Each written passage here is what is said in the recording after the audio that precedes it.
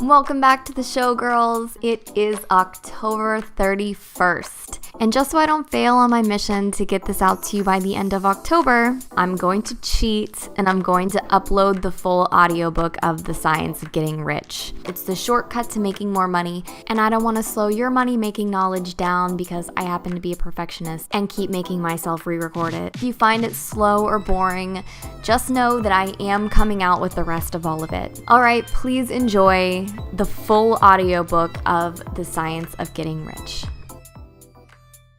Preface. This book is pragmatical, not philosophical. A practical manual, not a treatise upon theories. It is intended for the men and women whose most pressing need is for money, who wish to get rich first and philosophize afterward. It is for those who have, so far, found neither the time, the means, nor the opportunity to go deeply into the study of metaphysics, but who want results and who are willing to take the conclusions of science as a basis for action, without going into all the processes by which those conclusions were reached. It is expected that the reader will take the fundamental statements upon faith, just as he would take statements concerning a law of electrical action if they were promulgated by a Marconi or an Edison, and taking the statements upon faith, that he will prove their truth by acting upon them without fear or hesitation. Every man or woman who does this will certainly get rich, for the science herein applied is an exact science, and failure is impossible. For the benefit, however, of those who wish to investigate philosophical theories and so secure a logical basis for faith, I will here cite certain authorities. The monistic theory of the universe, the theory that one is all and that all is one, that one substance manifests itself as the seeming many elements of the material world, is of Hindu origin, and has been gradually winning its way into the thought of the Western world for 200 years. It is the foundation of all the Oriental philosophies, and of those of Descartes, Spinoza, Leibniz, Schopenhauer, Hegel, and Emerson. The reader who would dig to the philosophical foundations of this is advised to read Hegel and Emerson for himself. In writing this book, I have sacrificed all other considerations to plainness and simplicity of style, so that all might understand. The plan of action laid down herein was deduced from the conclusions of philosophy. It has been thoroughly tested and bears the supreme test of practical experiment. It works. If you wish to know how the conclusions were arrived at, read the writings of the authors mentioned above. And if you wish to reap the fruits of their philosophies in actual practice, read this book and do exactly as it tells you to do. The author. Chapter 1. The Right to be Rich. Whatever may be said in praise of poverty, the fact remains that it is not possible to live a really complete or successful life unless one is rich. No man can rise to his greatest possible height in talent or soul development unless he has plenty of money. For to unfold the soul and to develop talent he must have many things to use, and he cannot have these things unless he has money to buy them with. A man develops in mind, soul, and body by making use of these things, and society is so organized that man must have money in order to become the possessor of things. Therefore, the basis of all advancement for man must be the science of getting rich. The object of all life is development, and everything that lives has an inalienable right to all the development it is capable of attaining. Man's right to life means his right to have the free and unrestricted use of all things which may be necessary to his fullest mental, spiritual, and physical unfoldment, or, in other words, his right to be rich. I shall not speak of riches in a figurative way. To be really rich does not mean to be satisfied or contented with a little. No man ought to be satisfied with little if he is capable of using and enjoying more. The purpose of nature is the advancement and unfoldment of life, and every man should have all that can contribute to the power, elegance, beauty, and richness of life. To be content with less is sinful.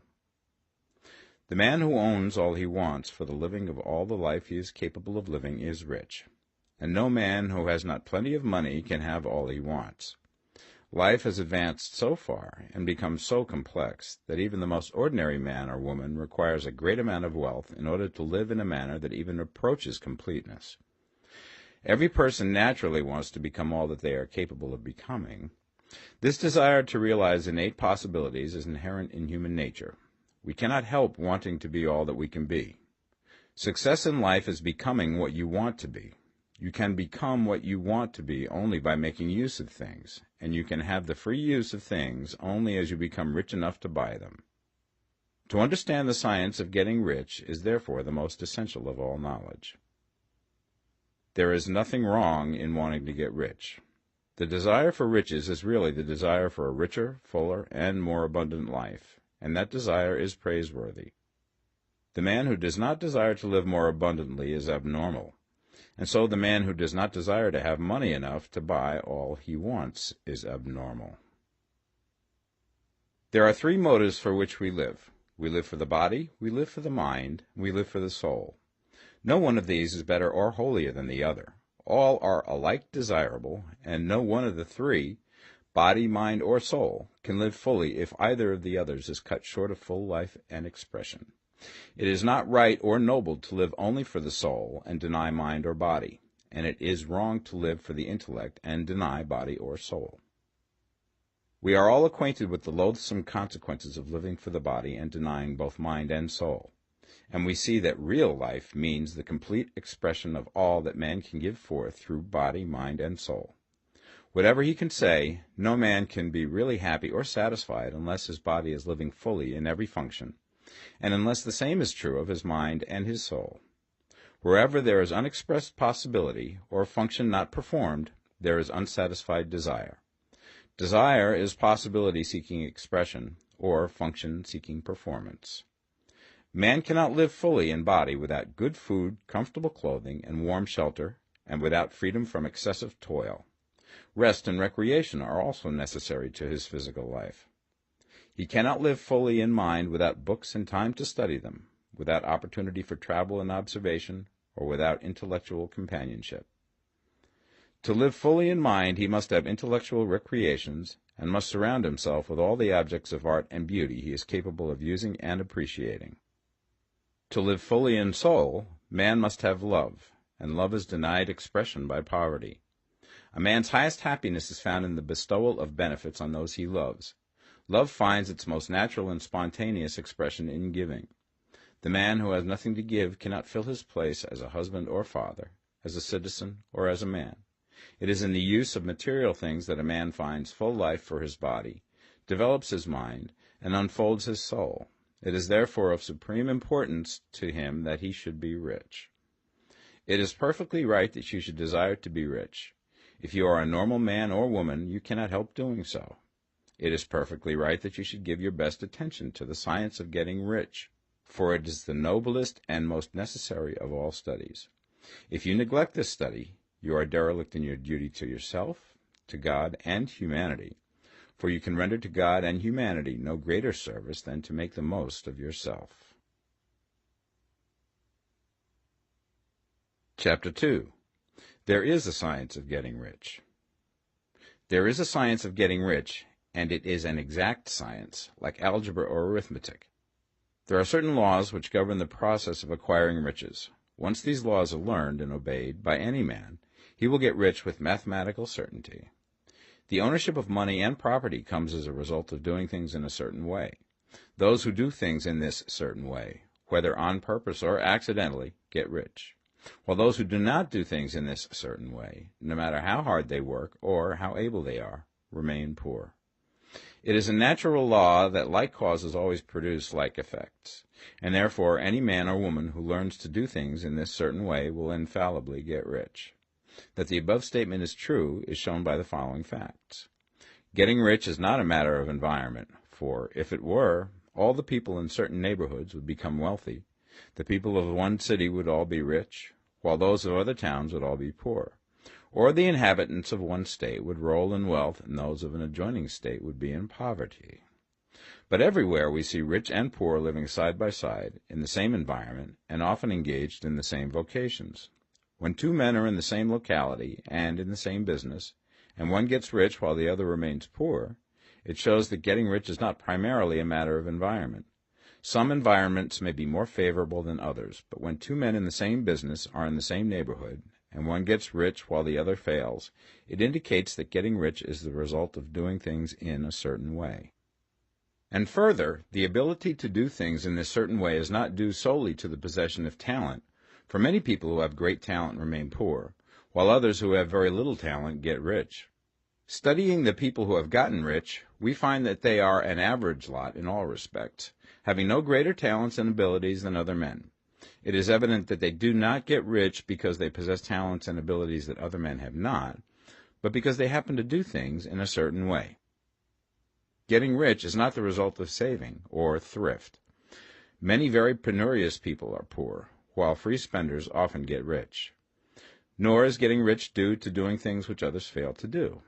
For two men in the same business often do almost exactly the same things, and one gets rich while the other remains poor or becomes bankrupt. From all these things, we must come to the conclusion that getting rich is the result of doing things in a certain way. If getting rich is the result of doing things in a certain way, then any man or woman who can do things in that way can become rich, and the whole matter is brought within the domain of exact science. The question arises here whether this certain way may not be so difficult that only a few may follow it. This cannot be true, as we have seen, so far as natural ability is concerned. Talented people get rich, and blockheads get rich. Intellectually brilliant people get rich, and very stupid people get rich. Physically strong people get rich, and weak and sickly people get rich. Some degree of ability to think and understand is, of course, essential. But insofar natural ability is concerned, any man or woman who has sense enough to read and understand these words can certainly get rich. Also, we have seen that it is not a matter of environment. Location counts for something. One would not go to the heart of the Sahara and expect to do successful business. Getting rich involves the necessity of dealing with men and of being where there are people to deal with. And if these people are inclined to deal in the way that you want to deal, so much the better. But that is about as far as environment goes. If anybody else in your town can get rich, so can you. And if anybody else in your state can get rich, so can you. Again, it is not a matter of choosing some particular business or profession. People get rich in every business and in every profession, while their next-door neighbors in the same vocation remain in poverty. It is true that you will do best in a business which you like and which is congenial to you. And if you have certain talents which are well developed, you will do best in a business which calls for the exercise of those talents.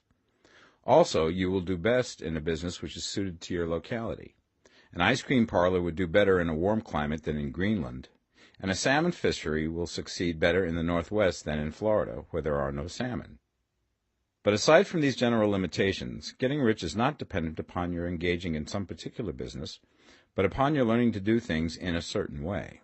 If you are now in business and anybody else in your locality is getting rich in the same business, while you are not getting rich, it is because you are not doing things in the same way that the other person is doing them. No one is prevented from getting rich by lack of capital. True, as you get capital, the increase becomes more easy and rapid, but one who has capital is already rich and does not need to consider how to become so. No matter how poor you may be, if you begin to do things in a certain way, you will begin to get rich, and you will begin to have capital. The getting of capital is a part of the process of getting rich, and it is a part of the result which invariably follows the doing of things in a certain way. You may be the poorest man on the continent and be deeply in debt. You may have neither friends, influence, nor resources, but if you begin to do things in this way, you must infallibly begin to get rich, for the like causes must produce like effects. If you have no capital, you can get capital. If you're in the wrong business, you can get into the right business. If you're in the wrong location, you can go to the right location, and you can do so by beginning in your present business and in your present location to do things in the certain way which causes success. Chapter 3. Is opportunity monopolized? No man is kept poor because opportunity has been taken away from him, because other people have monopolized the wealth and have put a fence around it. You may be shut off from engaging in business in certain lines, but there are other channels open to you. Probably it would be hard for you to get control of any of the great railroad systems. That field is pretty well monopolized, but the electric railway business is still in its infancy and offers plenty of scope for enterprise. And it will be but a very few years until traffic and transportation through the air will become a great industry, and in all its branches will give employment to hundreds of thousands and perhaps to millions of people. Why not turn your attention to the development of aerial transportation, instead of competing with J.J. Hill and others for a chance in the steam railway world? It is quite true that if you are a working man in the employ of the Steel Trust, you have very little chance of becoming the owner of the plant in which you work. But it is also true that if you will commence to act in a certain way, you can soon leave the employ of the Steel Trust. You can buy a farm from 10 to 40 acres and engage in business as a producer of foodstuffs. There is great opportunity at this time for men who will live upon small tracts of land and cultivate the same intensively. Such men will certainly get rich. You may say that it is impossible for you to get the land, but I'm going to prove to you that it is not impossible, and that you can certainly get a farm if you will go to work in a certain way. At different periods, the tide of opportunity sets in different directions, according to the needs of the whole, and the particular stage of social evolution which has been reached. At present, in America, it is setting towards agricultural and the allied industries and professions. Today, opportunity is open before the factory worker in his line.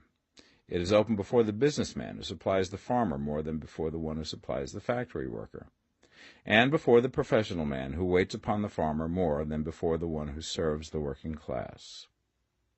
There is an abundance of opportunity for the man who will go with the tide instead of trying to swim against it. So the factory workers, either as individuals or as a class, are not deprived of opportunity. The workers are not being kept down by their masters. They are not being ground by the trusts and combinations of capital. As a class, they are where they are because they do not do things in a certain way. If the workers of America chose to do so, they could follow the example of their brothers in Belgium and other countries and establish great department stores and cooperative industries. They could elect men of their own class to office and pass laws favoring the development of such cooperative industries, and in a few years they could take peaceable possession of the industrial field. The working class may become the master class whenever they will begin to do things in a certain way. The law of wealth is the same for them as it is for all others. This they must learn, and they will remain where they are as long as they continue to do as they do. The individual worker, however, is not held down by the ignorance or the mental slothfulness of his class. He can follow the tide of opportunity to riches, and this book will tell him how. No one is kept in poverty by a shortness in the supply of riches. There is more than enough for all. A palace as large as the Capitol in Washington might be built for every family on earth from the building material in the United States alone. And under intensive cultivation, this country would produce wool, cotton, linen, and silk enough to clothe each person in the world finer than Solomon was arrayed in all his glory, together with food enough to feed them all luxuriously. The visible supply is practically inexhaustible, and the invisible supply really is inexhaustible. Everything you see on earth is made from one original substance, out of which all things proceed. New forms are constantly being made, and older ones are dissolving, but all are shapes assumed by one thing. There is no limit to the supply of formless stuff or original substance. The universe is made out of it, but it was not all used in making the universe. The spaces in, through, and between the forms of the visible universe are permeated and filled with the original substance, with the formless stuff, with the raw material of all things. 10,000 times as much has been made might still be made, and even then we should not have exhausted the supply of universal raw material. No man, therefore, is poor because nature is poor, or because there is not enough to go around. Nature is an inexhaustible storehouse of riches. The supply will never run short. Original substance is alive with creative energy and is constantly producing more forms. When the supply of building material is exhausted, more will be produced. When the soil is exhausted so that foodstuffs and materials for clothing will no longer grow upon it, it will be renewed or more soil will be made. When all the gold and silver has been dug from the earth, if man is still in such a stage of social development that he needs gold and silver, more will be produced from the formless. The formless stuff responds to the needs of man. It will not let him be without any good thing. This is true of man collectively. The race as a whole is always abundantly rich, and if individuals are poor, it is because they do not follow the certain way of doing things which makes the individual man rich. The formless stuff is intelligent. It is stuff which thinks. It is alive, and is always impelled towards more life. It is the natural and inherent impulse of life to seek to live more. It is the nature of intelligence to enlarge itself, and of consciousness to seek to extend its boundaries and find fuller expression. The universe of forms has been made by formless living substance, throwing itself into form in order to express itself more fully. The universe is a great living presence, always moving inherently towards more life and fuller functioning. Nature is formed for the advancement of life. Its impelling motive is the increase of life. For this cause, everything which can possibly minister to life is bountifully provided. There can be no lack unless God is to contradict himself and nullify his own works. You are not kept poor by lack in the supply of riches. It is a fact which I shall demonstrate a little further on, that even the resources of the formless supply are at the command of the man or woman who will act and think in a certain way. Chapter 4. The first principle in the science of getting rich. Thought is the only power which can produce tangible riches from the formless substance. The stuff from which all things are made is a substance which thinks, and a thought of form in this substance produces the form. Original substance moves according to its thoughts. Every form and process you see in nature is the visible expression of a thought in original substance. As the formless stuff thinks of a form, it takes that form. As it thinks of a motion, it makes that motion. That is the way all things were created. We live in a thought world, which is part of a thought universe.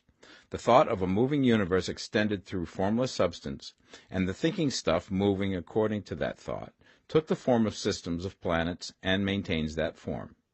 Thinking substance takes the form of its thought and moves according to that thought.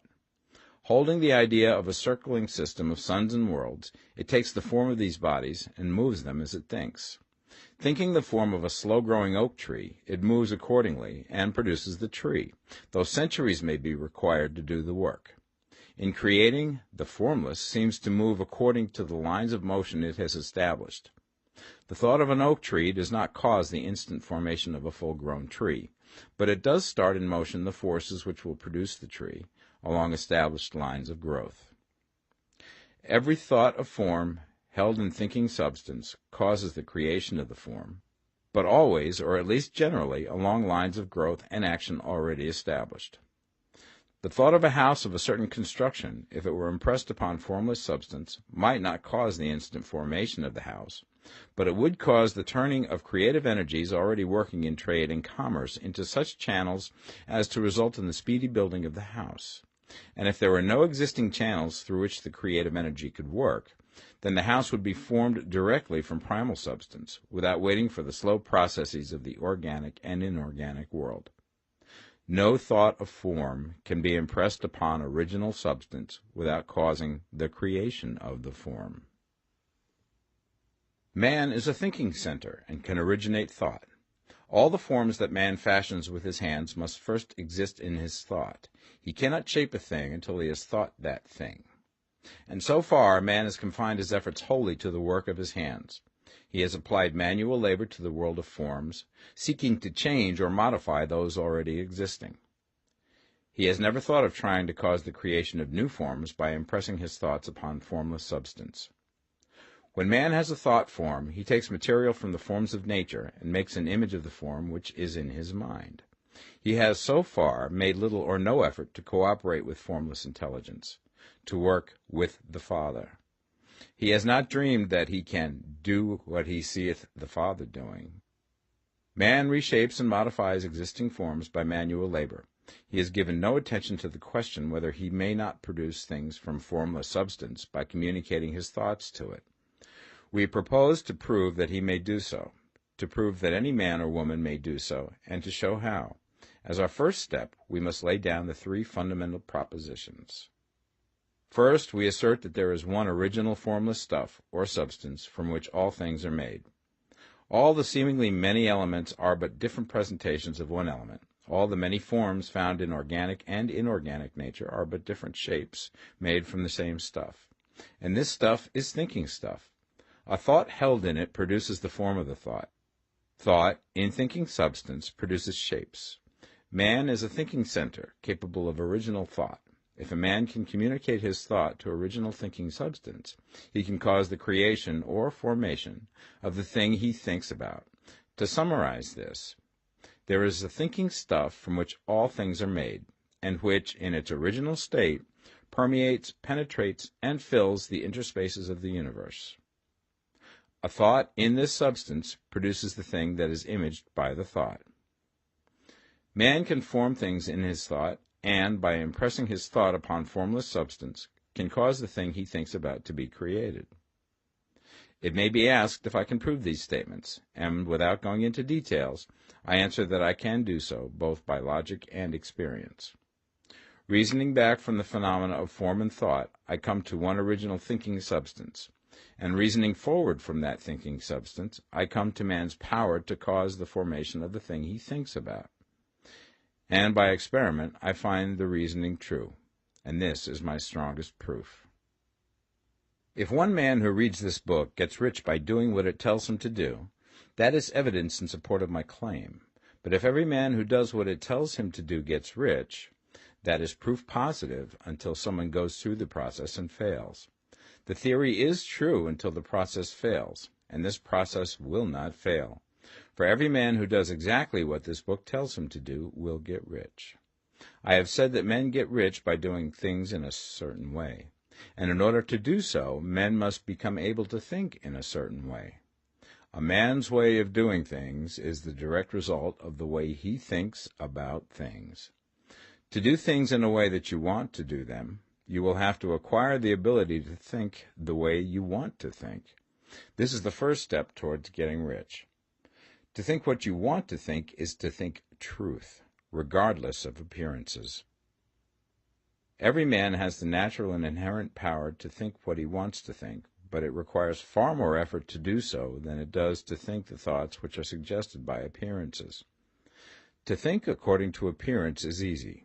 To think truth regardless of appearances is laborious, and requires the expenditure of more power than any other work man is called upon to perform.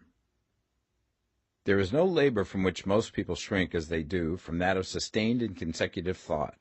It is the hardest work in the world. This is especially true when truth is contrary to appearances. Every appearance in the visible world tends to produce a corresponding form in the mind which observes it, and this can only be prevented by holding the thought of the truth. To look upon the appearance of disease will produce the form of disease in your own mind and ultimately in your body, unless you hold the thought of the truth, which is that there is no disease. It is only an appearance, and the reality is health. To look upon the appearances of poverty will produce corresponding forms in your own mind, unless you hold to the truth that there is no poverty, there is only abundance. To think health when surrounded by the appearance of disease, or to think riches when in the midst of appearances of poverty, requires power, but he who acquires this power becomes a master mind. He can conquer fate. He can have what he wants.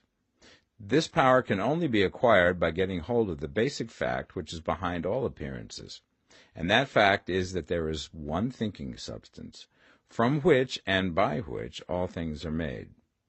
Then we must grasp the truth that every thought held in this substance becomes a form, and that man can so impress his thoughts upon it as to cause them to take form and become visible things.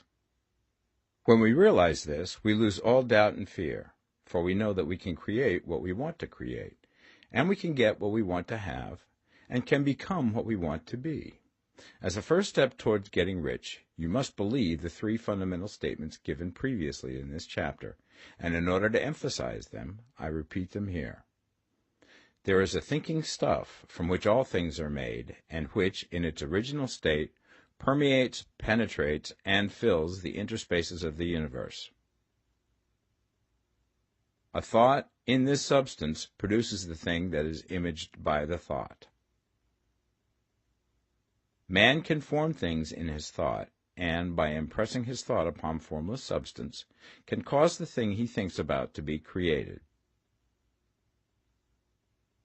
You must lay aside all other concepts of the universe than this monistic one, and you must dwell upon this until it is fixed in your mind and has become your habitual thought. Read these creed statements over and over again. Fix every word upon your memory, and meditate upon them until you firmly believe what they say. If a doubt comes to you, cast it aside as a sin. Do not listen to arguments against this idea. Do not go to churches or lectures where a contrary concept of things is taught or preached. Do not read magazines or books which teach a different idea. If you get mixed up in your faith, all your efforts will be in vain. Do not ask why these things are true, nor speculate as to how they can be true. Simply take them on trust. The science of getting rich begins with the absolute acceptance of this faith. Chapter 5. Increasing Life. You must get rid of the last vestige of the old idea that there is a deity whose will it is that you should be poor, or whose purposes may be served by keeping you in poverty.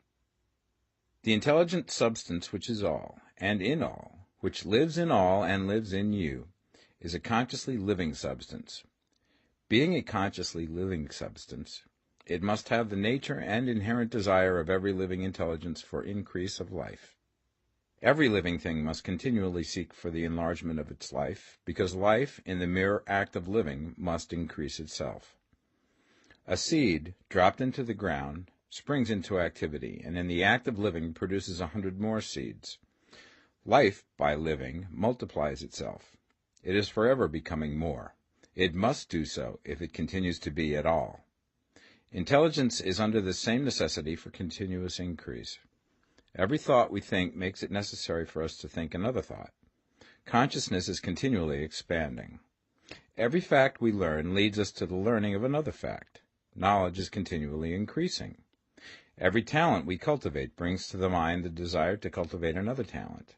We are subject to the urge of life, seeking expression, which ever drives us on to know more, to do more, and to be more.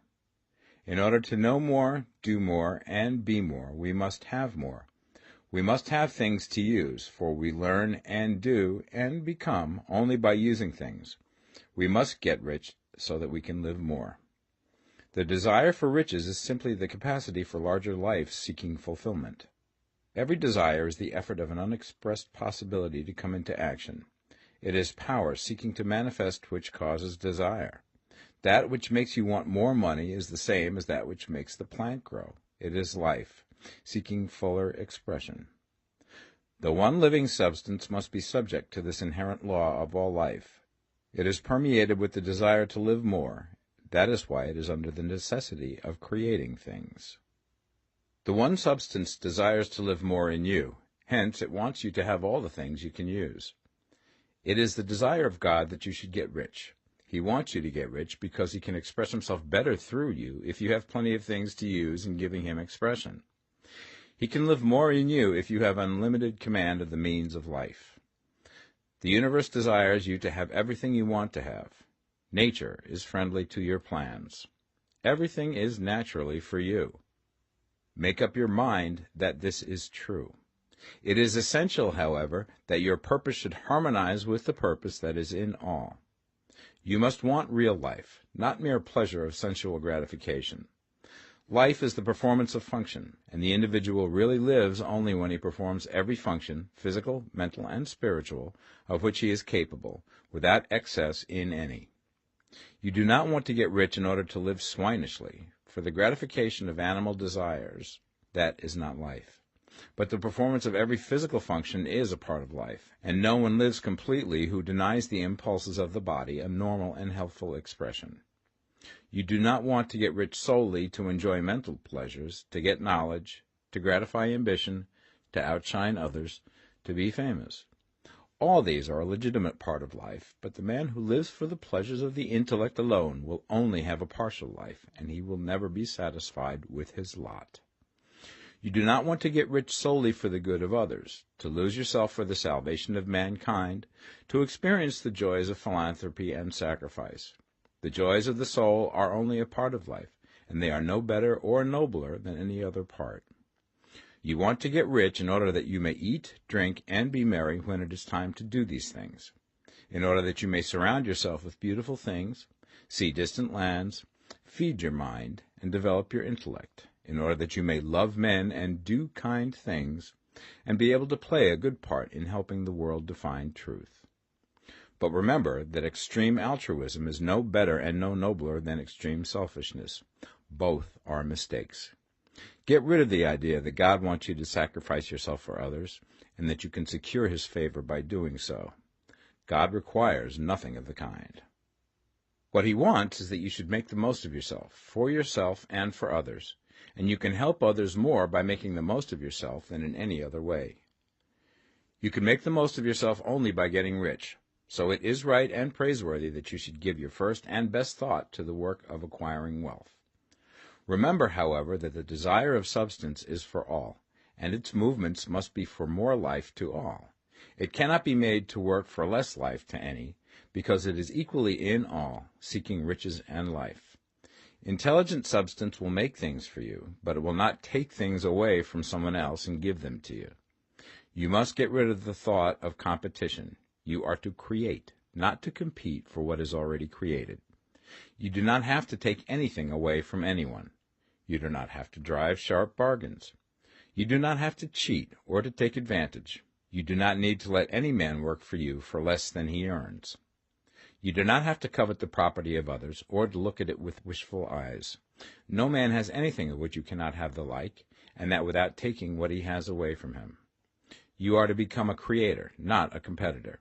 You are going to get what you want, but in such a way that when you get it, every other man will have more than he has now.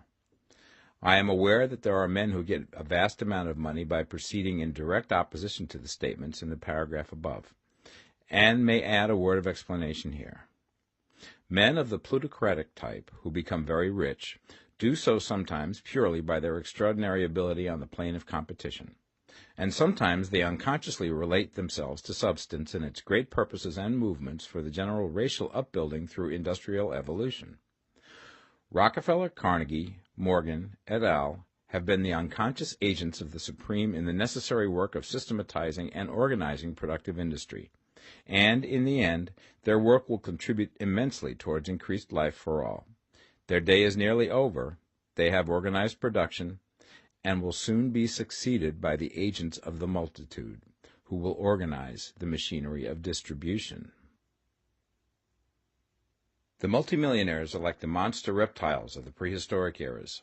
They play a necessary part in the evolutionary process, but the same power which produced them will dispose of them, and it is well to bear in mind that they have never been really rich. A record of the private lives of most of this class will show that they have really been the most abject and wretched of the poor. Riches secured on the competitive plane are never satisfactory and permanent. They are yours today and another's tomorrow. Remember, if you are to become rich in a scientific and certain way, you must rise entirely out of the competitive thought. You must never think for a moment that the supply is limited. Just as soon as you begin to think that all the money is being cornered and controlled by bankers and others, and that you must exert yourself to get laws passed to stop this process, and so on, in that moment you drop into the competitive mind, and your power to cause creation is gone for the time being. And what is worse, you will probably arrest the creative movements you have already instituted. Know that there are countless millions of dollars worth of gold in the mountains of the earth, not yet brought to light, and know that if there were not, more would be created from thinking substance to supply your needs. Know that the money you need will come, even if it is necessary for 1,000 men to be led to the discovery of new gold mines tomorrow. Never look at the visible supply. Look always at the limitless riches in formless substance, and know that they are coming to you as fast as you can receive and use them. Nobody, by cornering the visible supply, can prevent you from getting what is yours.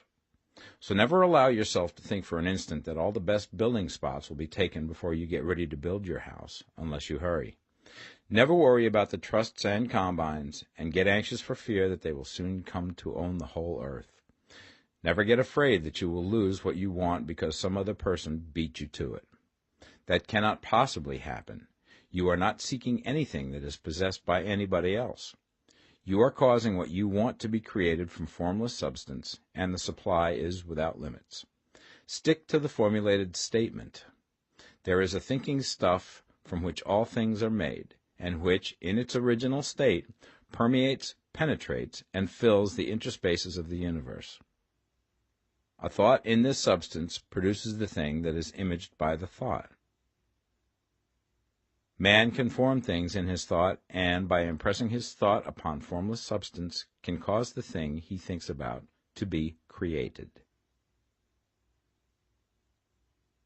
Chapter 6. How Riches Come to You.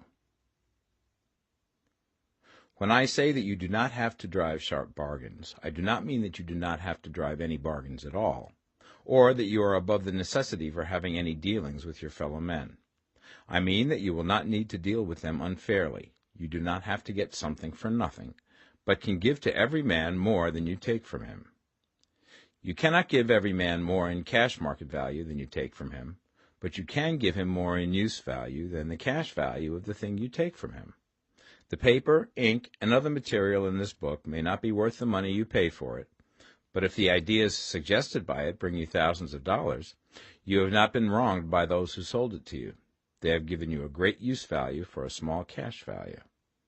Let us suppose that I own a picture by one of the great artists, which in any civilized community is worth thousands of dollars. I take it to Baffin Ray, and by salesmanship induce an Eskimo to give a bundle of furs worth $500 for it. I have really wronged him, for he has no use for the picture. It has no value to him. It will not add to his life. But suppose I give him a gun worth $50 for his furs. Then he has made a good bargain. He has use for the gun. It will get him many more furs and much food. It will add to his life in every way. It will make him rich. When you rise from the competitive to the creative plane, you can scan your business transactions very strictly, and if you are selling any man anything which does not add more to his life than the thing he gives you in exchange, you can afford to stop it. You do not have to beat anybody in business, and if you are in a business which does beat people, get out of it at once. Give every man more in use value than you take from him in cash value. Then you are adding to the life of the world by every business transaction. If you have people working for you, you must take from them more in cash value than you pay them in wages. But you can so organize your business that it will be filled with the principle of advancement, and so that each employee who wishes to do so may advance a little every day. You can make your business do for your employees what this book is doing for you. You can so conduct your business that it will be a sort of ladder, by which every employee who will take the trouble may climb to riches himself, and, given the opportunity, if he will not do so, it is not your fault. And finally, because you are to cause the creation of your riches from formless substance which permeates all your environment, it does not follow that they are to take shape from the atmosphere and come into being before your eyes. If you want a sewing machine, for instance, I do not mean to tell you that you are to impress the thought of a sewing machine on thinking substance until the machine is formed without hands, in the room where you sit or elsewhere. But if you want a sewing machine, hold the mental image of it with the most positive certainty that it is being made, or is on its way to you. After once forming the thought, have the most absolute and unquestioning faith that the sewing machine is coming. Never think of it, or speak of it, in any other way than as being sure to arrive. Claim it as already yours. It will be brought to you by the power of the Supreme Intelligence, acting upon the minds of men. If you live in Maine, it may be that a man will be brought from Texas or Japan to engage in some transaction which will result in your getting what you want. If so, the whole matter will be as much to that man's advantage as it is to yours. Do not forget for a moment that the thinking substance is through all, in all, communicating with all, and can influence all. The desire of thinking substance for a fuller life and better living has caused the creation of all the sewing machines already made, and it can cause the creation of millions more, and will, whenever men set it in motion by desire and faith, and by acting in a certain way. You can certainly have a sewing machine in your house, and it is just as certain that you can have any other thing or things which you want, and which you will use for the advancement of your own life and the lives of others. You need not hesitate about asking largely.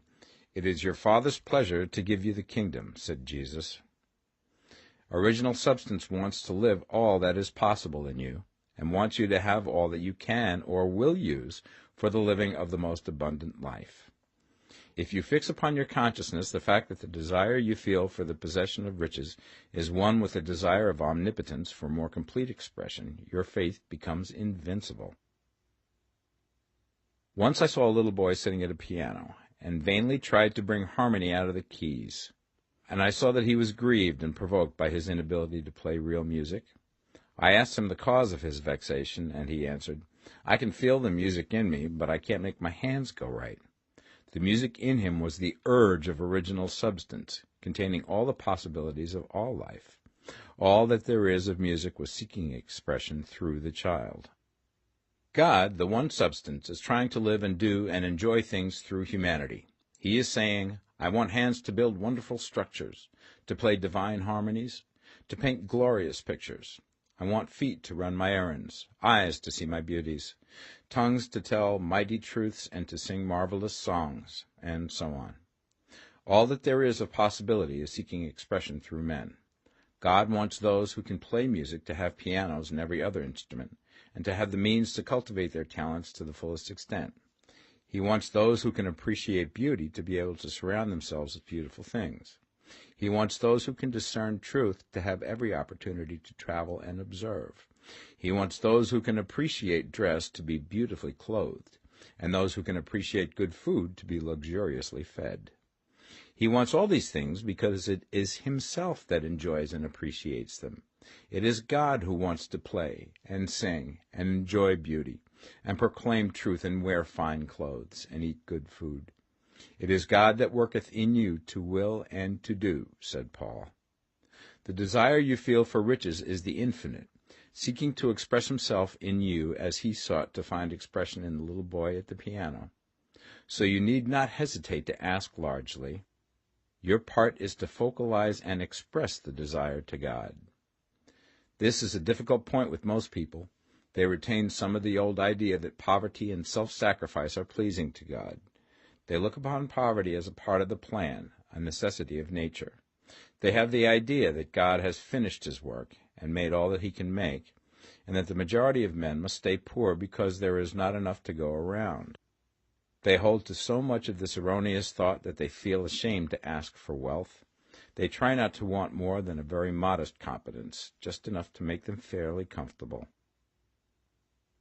I recall now the case of one student who was told that he must get in mind a clear picture of the things he desired, so that the creative thought of them might be impressed upon formless substance. He was a very poor man, living in a rented house, and having only what he earned from day to day, and he could not grasp the fact that all wealth was his. So, after thinking the matter over, he decided that he might reasonably ask for a new rug for the floor of his best room, and an anthracite coal stove to heat the house during the cold weather. Following the instructions given in this book, he obtained these things in a few months, and then it dawned upon him that he had not asked enough. He went through the house in which he lived, and planned all the improvements he would like to make in it. He mentally added a bay window here and a room there, until it was complete in his mind as an ideal home, and then he planned its furnishings. Holding the whole picture in his mind, he began living in the certain way, and moving towards what he wanted, and he now owns the house, and is rebuilding it after the form of his mental image. And now, with still larger faith, he is going to get greater things. It has been unto him according to his faith, and it is so with you and with all of us. Chapter 7. Gratitude. The illustrations given in the last chapter will have conveyed the fact that the first step towards getting rich is to convey the idea of your wants to the formless substance. This is true, and you will see that in order to do so, it becomes necessary to relate yourself to the formless intelligence in a harmonious way. To secure this harmonious relation is a matter of such primary and vital importance that I shall give some space to its discussion here, and give you instructions which, if you will follow them, will be certain to bring you into perfect unity of mind with God. The whole process of mental adjustment and atonement can be summed up in one word: gratitude. First, you believe that there is one intelligent substance from which all things proceed. Second, you believe that this substance gives you everything you desire. And third, you relate yourself to it by a feeling of deep and profound gratitude. Many people who order their lives rightly in all other ways are kept in poverty by their lack of gratitude. Having received one gift from God, they cut the wires which connect them with Him by failing to make acknowledgement. It is easy to understand that the nearer we live to the source of wealth, the more wealth we shall receive. And it is easy also to understand that the soul that is always grateful lives in closer touch with God than the one which never looks to Him in thankful acknowledgement. The more gratefully we fix our minds on the Supreme when good things come to us, the more good things we will receive, and the more rapidly they will come. And the reason simply is that the mental attitude of gratitude draws the mind into closer touch with the source from which the blessings come.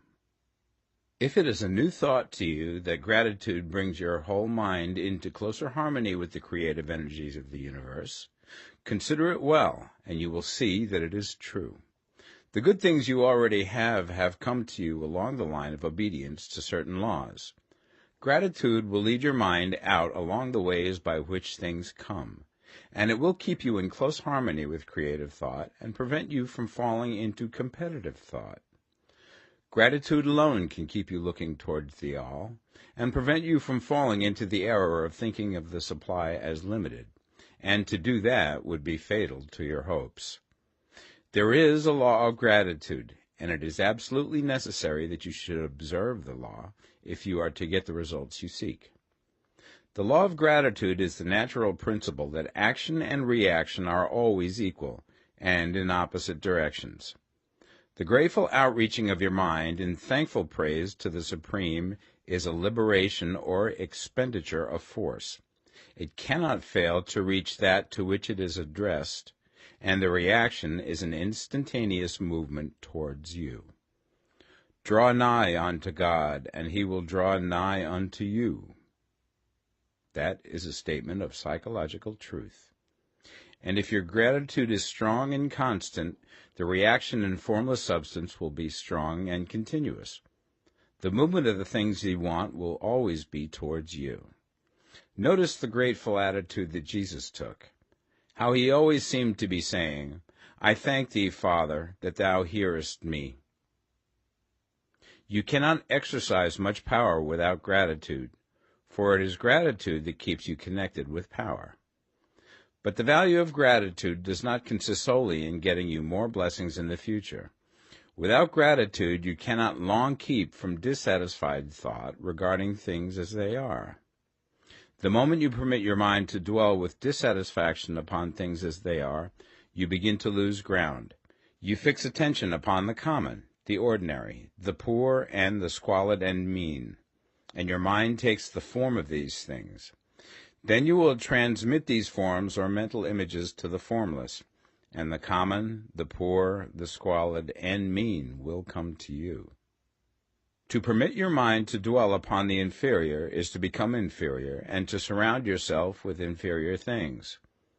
On the other hand, to fix your attention on the best is to surround yourself with the best, and to become the best. The creative power within us makes us into the image of that to which we give our attention. We are thinking substance, and thinking substance always takes the form of that which it thinks about. The grateful mind is constantly fixed upon the best. Therefore it tends to become the best. It takes the form or character of the best and will receive the best. Also, faith is born of gratitude. The grateful mind continually expects good things, and expectation becomes faith. The reaction of gratitude upon one's own mind produces faith, and every outgoing wave of grateful thanksgiving increases faith. He who has no feeling of gratitude cannot long retain a living faith, and without a living faith you cannot get rich by the creative method, as we shall see in the following chapters. It is necessary, then, to cultivate the habit of being grateful for every good thing that comes to you, and to give thanks continuously. And because all things have contributed to your advancement, you should include all things in your gratitude. Do not waste time thinking or talking about the shortcomings or wrong actions of plutocrats or trust magnates. Their organization of the world has made your opportunity. All you get really comes to you because of them.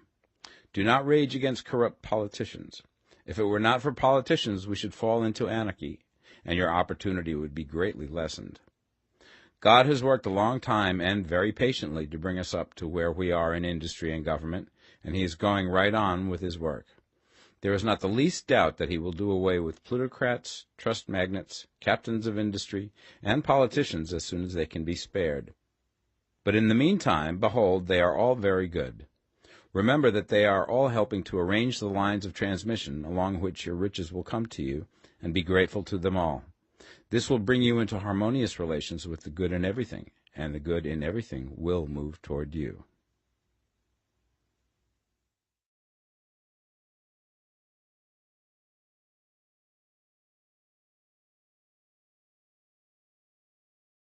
The Science of Getting Rich, Part 2. Chapter 8. Thinking in the Certain Way. You must form a clear and definite mental picture of what you want. You cannot transmit an idea unless you have it yourself. You must have it before you can give it, and many people fail to impress thinking substance because they have themselves only a vague and misty concept of the things they want to do, to have, or to become. It is not enough that you should have a general desire for wealth to do good with. Everybody has that desire. It is not enough that you should have a wish to travel, see things, live more, etc. Everybody has those desires also.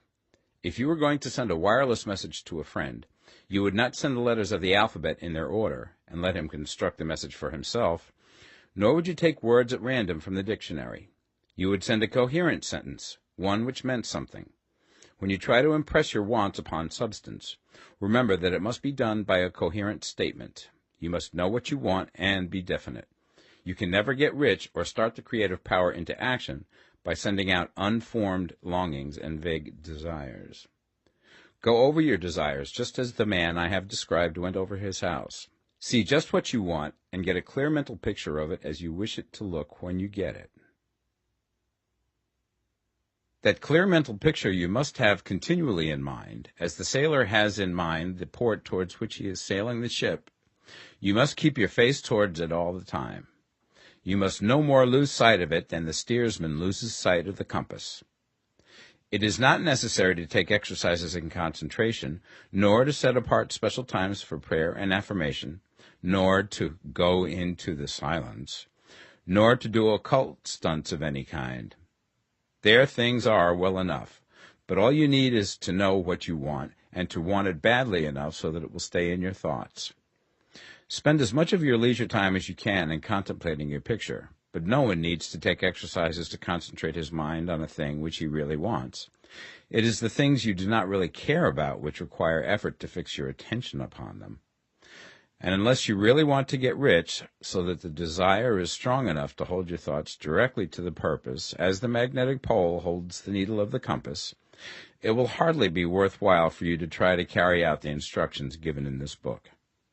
The methods herein set forth are for people whose desire for riches is strong enough to overcome mental laziness and the love of ease, and make them work. The more clear and definite you make your pictures then, and the more you dwell upon it, bringing out all of its delightful details, the stronger your desire will be, and the stronger your desire, the easier it will be to hold your mind fixed upon the picture of what you want.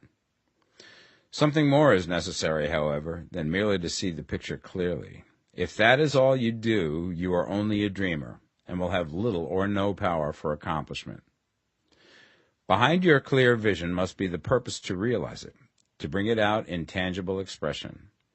And behind this purpose must be an invincible and unwavering faith that the thing is already yours, that it is at hand, and you have only to take possession of it. Live in the new house mentally until it takes form around you physically. In the mental realm, enter at once into full enjoyment of the things you want. Whatsoever things ye ask for when ye pray, believe that ye receive them, and ye shall have them, said Jesus. See the things you want as if they were actually around you all the time. See yourself as owning and using them. Make use of them in imagination, just as you will use them when they are your tangible possessions. Dwell upon your mental picture until it is clear and distinct, and then take the mental attitude of ownership towards everything in that picture. Take possession of it in mind, in the full faith that it is actually yours. Hold to this mental ownership. Do not waver for an instant in the faith that it is real. And remember what was said in the preceding chapter about gratitude. Be as thankful for it all the time as you expect to be when it has taken form. The man who can sincerely thank God for the things which as yet he owns only in imagination has real faith. He will get rich. He will cause the creation of whatsoever he wants. You do not need to pray repeatedly for things you want. It is not necessary to tell God about it every day. Use not vain repetitions as the heathens do, said Jesus to his pupils. For your Father knoweth that ye have need of these things before ye ask him. Your part is to intelligently formulate your desires for the things which make for a larger life, and to get these desires arranged into a coherent whole, and then to impress this whole desire upon the formless substance, which has the power and the will to bring you what you want. You do not make this impression by repeating strings of words. You make it by holding the vision with unshakable purpose to attain it, and with steadfast faith that you do attain it. The answer to your prayer is not according to your faith while you are talking, but according to your faith while you are working. You cannot impress the mind of God by having a special Sabbath day set apart to tell him what you want, and then forgetting him during the rest of the week. You cannot impress him by having special hours to go into your closet and pray, if you then dismiss the matter from your mind until the hour of prayer comes again. Oral prayer is well enough, and has its effect, especially upon yourself, in clarifying your vision and strengthening your faith. But it is not your oral petitions which get you what you want. In order to get rich, you do not need a sweet hour of prayer. You need to pray without ceasing. And by prayer I mean holding steadily to your vision, with the purpose to cause its creation into solid form, and the faith that you are doing so. Believe that ye receive them. The whole matter turns on receiving, once you have clearly formed your vision. When you have formed it, it is well to make an oral statement, addressing the Supreme in reverent prayer, and from that moment you must, in mind, receive what you ask for. Live in the new house, wear the fine clothes, ride in the automobile, go on the journey, and confidently plan for greater journeys. Think and speak of all things you have asked for in terms of actual present ownership. Imagine an environment and a financial condition exactly as you want them, and live all the time in that imaginary environment and financial condition. Mind, however, that you do not do this as a mere dreamer and castle builder. Hold to the faith that the imaginary is being realized, and to the purpose to realize it. Remember that it is faith and purpose in the use of imagination which makes the difference between the scientist and the dreamer. And having learned this fact, it is here that you must learn the proper use of the will. Chapter 9. How to Use the Will. To set about getting rich in a scientific way, you do not try to apply your willpower to anything outside of yourself. You have no right to do so anyway. It is wrong to apply your will to other men and women in order to get them to do what you wish done. It is as flagrantly wrong to coerce people by mental power as it is to coerce them by physical power. If compelling people by physical force to do things for you reduces them to slavery, compelling them by mental means accomplishes exactly the same thing. The only difference is in methods. If taking things from people by physical force is robbery, then taking things by mental force is robbery also. There is no difference in principle. You have no right to use your willpower upon another person, even for his own good, for you do not know what is for his good. The science of getting rich does not require you to apply power or force to any other person in any way whatsoever. There is not the slightest necessity for doing so. Indeed, any attempt to use your will upon others will only tend to defeat your purpose. You do not need to apply your will to things in order to compel them to come to you. That would simply be trying to coerce God, and would be foolish and useless, as well as irreverent. You do not have to compel God to give you good things, any more than you have to use your willpower to make the sun rise. You do not have to use your willpower to conquer an unfriendly deity, or to make stubborn and rebellious forces do your bidding. Substance is friendly to you, and is more anxious to give you what you want than you are to get it. To get rich, you need only to use your willpower upon yourself. When you know what to think and do, then you must use your will to compel yourself to think and do the right things. That is the legitimate use of the will in getting what you want, to use it in holding yourself to the right course. Use your will to keep yourself thinking and acting in the certain way.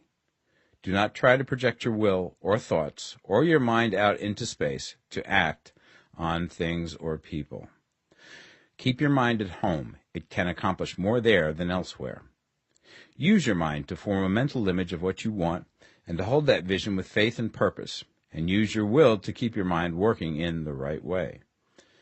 The more steady and continuous your faith and purpose, the more rapidly you will get rich, because you will make only positive impressions upon substance, and you will not neutralize or offset them by negative impressions. The picture of your desires, held with faith and purpose, is taken up by the formless, and permeates it to great distances throughout the universe, for all I know. As this impression spreads, all things are set moving towards its realizations. Every living thing, every inanimate thing, and the things yet uncreated, are stirred towards bringing into being that which you want. All forces begin to be exerted in that direction. All things begin to move towards you. The minds of people everywhere are influenced towards doing the things necessary to the fulfilling of your desires, and they work for you unconsciously. But you can check all this by starting a negative impression in the formless substance. Doubt or unbelief is as certain to start a movement away from you as faith and purpose are to start one toward you. It is by not understanding this that most people who try to make use of mental science in getting rich make their failure.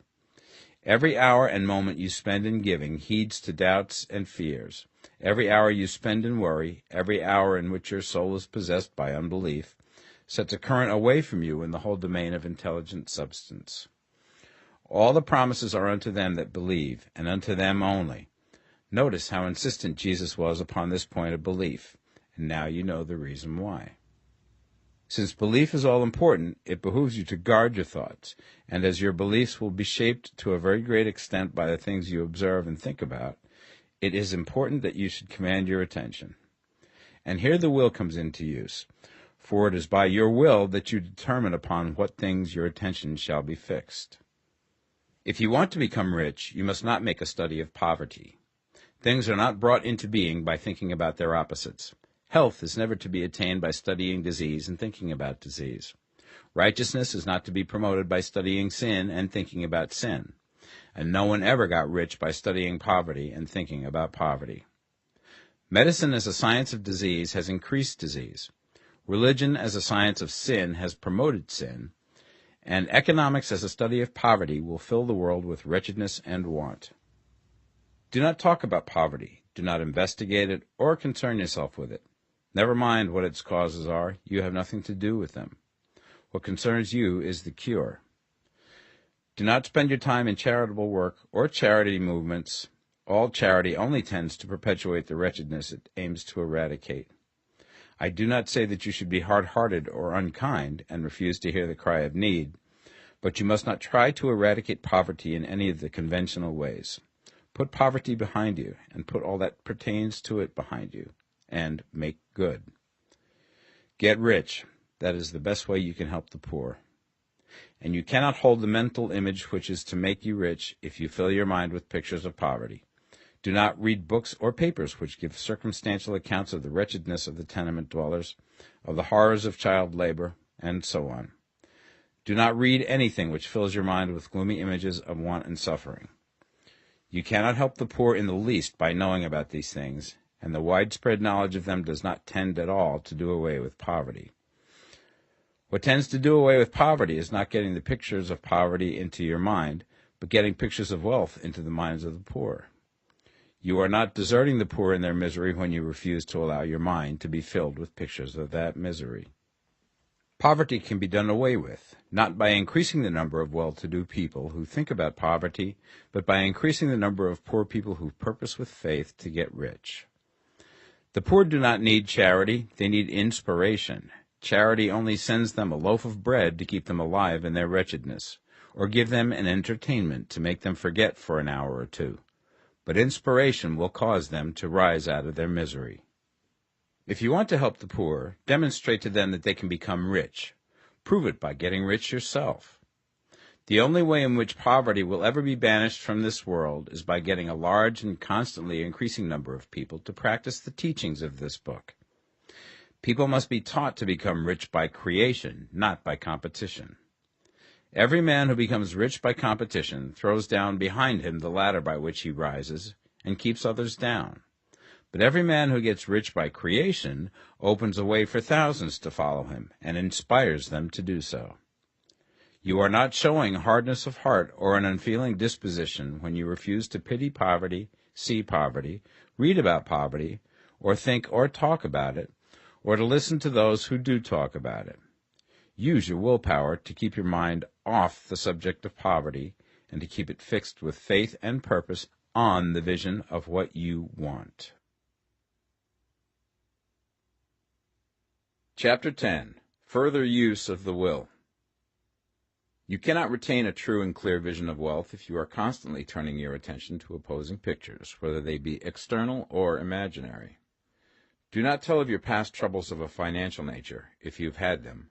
Do not think of them at all. Do not tell of the poverty of your parents or the hardships of your early life. To do any of these things is to mentally class yourself with the poor for the time being, and it will certainly check the movement of things in your direction. Let the dead bury their dead, as Jesus said. Put poverty and all things that pertain to poverty completely behind you. You have accepted a certain theory of the universe as being correct, and are resting all your hopes of happiness on its being correct. And what can you gain by giving heed to conflicting theories? Do not read religious books which tell you that the world is soon coming to an end, and do not read the writing of muckrakers and pessimistic philosophers who tell you that it is going to the devil. The world is not going to the devil. It is going to God. It is wonderful becoming. True, there may be a good many things in existing conditions which are disagreeable, but what is the use of studying them when they are certainly passing away, and when the study of them only tends to check their passing and keep them with us? Why give time and attention to things which are being removed by evolutionary growth, when you can hasten their removal only by promoting the evolutionary growth as far as your part of it goes? No matter how horrible and seeming may be the conditions in certain countries, sections, or places, you waste your time and destroy your own chances by considering them. You should interest yourself in the world's becoming rich. Think of the riches in the world as coming to, instead of the poverty it is growing out of. And bear in mind that the only way in which you can assist the world in growing rich is by growing rich yourself through creative method, not the competitive one. Give your attention wholly to riches. Ignore poverty. Whenever you think or speak of those who are poor, think and speak of them as those who are becoming rich, as those who are to be congratulated rather than pitied. Then they and others will catch the inspiration and begin to search for the way out. Because I say that you are to give your whole time and mind and thought to riches, it does not follow that you are to be sordid or mean.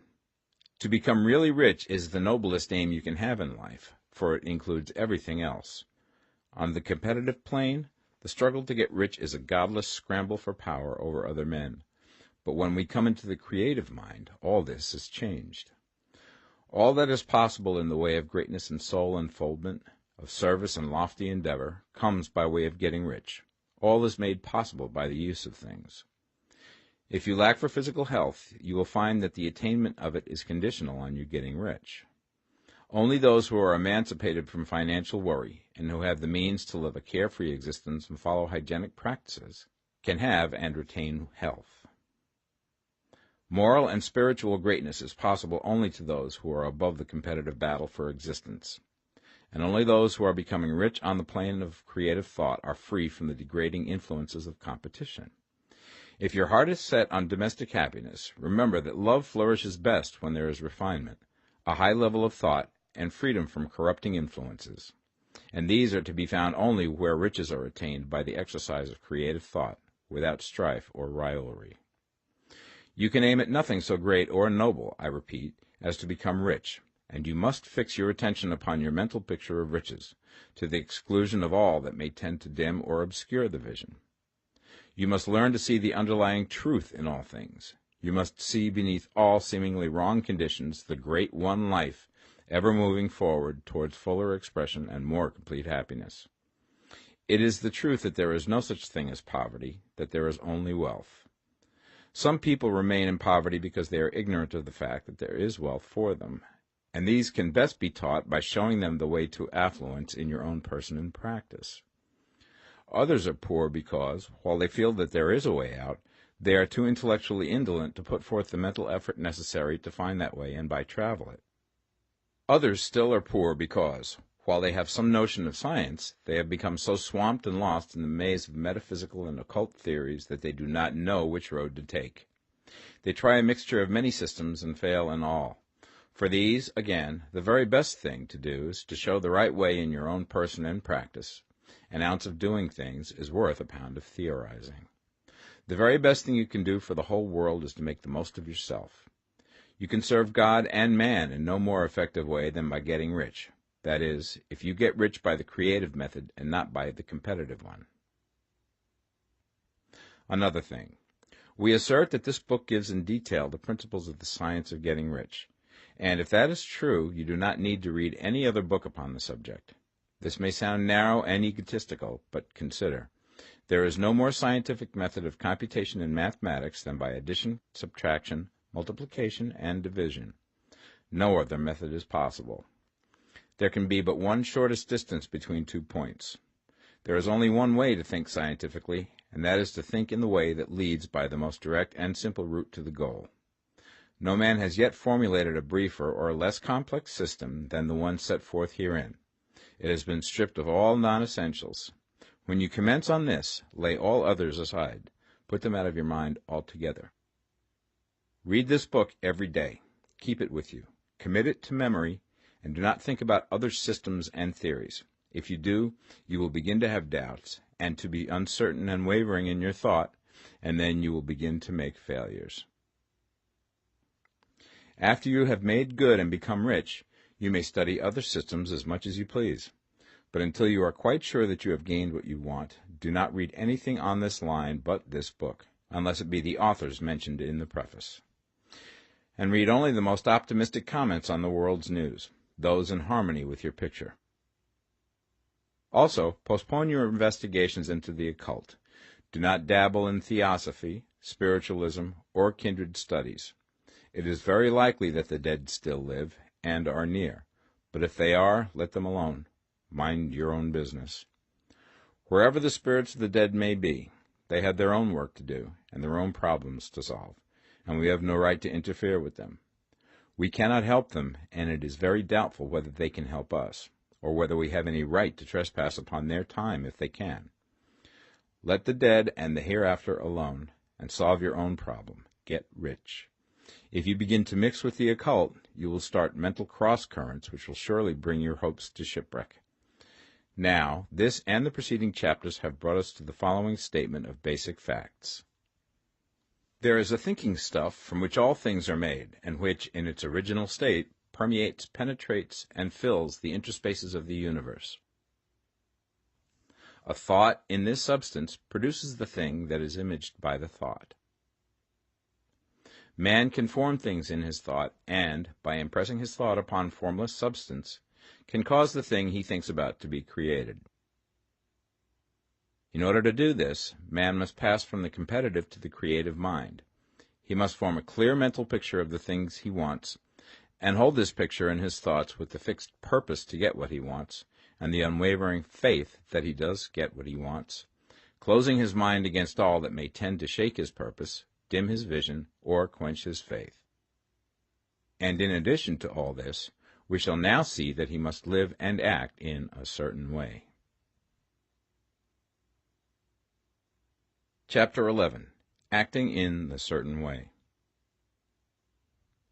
Thought is the creative power, or the impelling force which causes the creative power to act. Thinking in a certain way will bring riches to you, but you must not rely upon thought alone, paying no attention to personal action. That is the rock upon which many otherwise scientific metaphysical thinkers meet shipwreck, the failure to connect thought with personal action. We have not yet reached the stage of development, even supposing such a stage to be possible, in which man can create directly from formless substance without nature's processes or the work of human hands. Man must not only think, but his personal action must supplement his thought. By thought, you can cause the gold in the hearts of the mountains to be impelled towards you, but it will not mine itself, refine itself, coin itself into double eagles, and come rolling along the roads seeking its way into your pocket. Under the impelling power of the Supreme Spirit, men's affairs will be so ordered that someone will be led to mine the gold for you. Other men's business transactions will be so directed that the gold will be brought toward you, and you must so arrange your own business affairs that you may be able to receive it when it comes to you. Your thought makes all things, animate and inanimate, work to bring you what you want, but your personal activity must be such that you can rightly receive what you want when it reaches you. You are not to take it as charity, nor to steal it. You must give every man more in use value than he gives you in cash value. The scientific use of thought consists in forming a clear and distinct mental image of what you want, in holding fast to the purpose to get what you want, and in realizing with grateful faith that you do get what you want. Do not try to project your thought in any mysterious or occult way, with the idea of having it go out and do things for you. That is a wasted effort and will weaken your power to think with sanity. The action of thought in getting rich is fully explained in the preceding chapters. Your faith and purpose positively impress your vision upon formless substance, which has the same desire for more life that you have. And this vision, received from you, sets all the creative forces at work in and through their regular channels of action, but directed towards you. It is not your part to guide or supervise the creative process. All you have to do with that is to retain your vision, stick to your purpose, and maintain your faith and gratitude. But you must act in a certain way, so that you can appropriate what is yours when it comes to you, so that you can meet the things you have in your picture and put them in their proper places as they arrive. You can really see the truth of this. When things reach you, they will be in the hands of other men, who will ask an equivalent for them. And you can only get what is yours by giving the other man what is his. Your pocketbook is not going to be transformed into a Fortunata's purse, which shall be always full of money without effort on your part. This is the crucial point in the science of getting rich, right here, where thought and personal action must be combined. There are very many people who, consciously or unconsciously, set the creative forces in action by the strength and persistence of their desires, but who remain poor because they do not provide for the reception of the thing they want when it comes. By thought, the thing you want is brought to you. By action, you receive it. Whatever your action is to be, it is evident that you must act now. You cannot act in the past, and it is essential to the clearness of your mental vision that you dismiss the past from your mind. You cannot act in the future, for the future is not here yet, and you cannot tell how you will want to act in any future contingency until that contingency has arrived.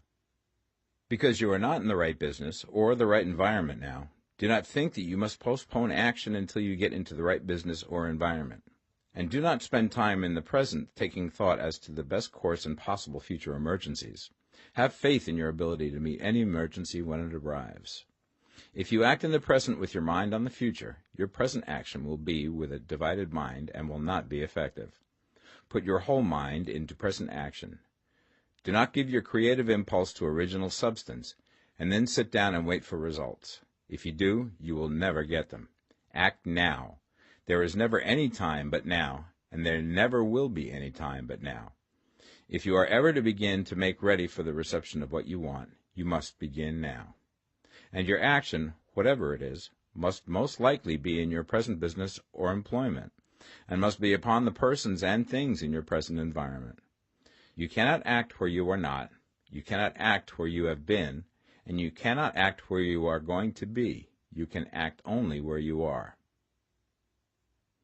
Do not bother as to whether yesterday's work was well done or ill done. Do today's work well. Do not try to do tomorrow's work now. There will be plenty of time to do that when you get to it. Do not try, by occult or mystical means, to act on people or things that are out of your reach. Do not wait for a change of environment. Before you act, get a change of environment by action. You can so act upon the environment in which you are now, as to cause yourself to be transferred to a better environment. Hold with faith and purpose the vision of yourself in the better environment, but act upon your present environment with all your heart and with all your strength and with all your mind. Do not spend any time in daydreaming or castle building.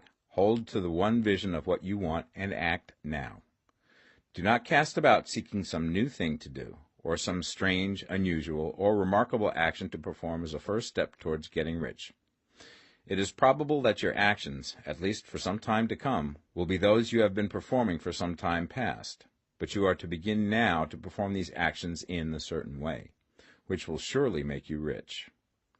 If you are engaged in some business and feel that it is not the right one for you, do not wait until you get into the right business before you begin to act. Do not feel discouraged or sit down and lament because you are misplaced. No man was ever so misplaced that he could not find the right place, and no man ever became so involved in the wrong business but that he could get into the right business.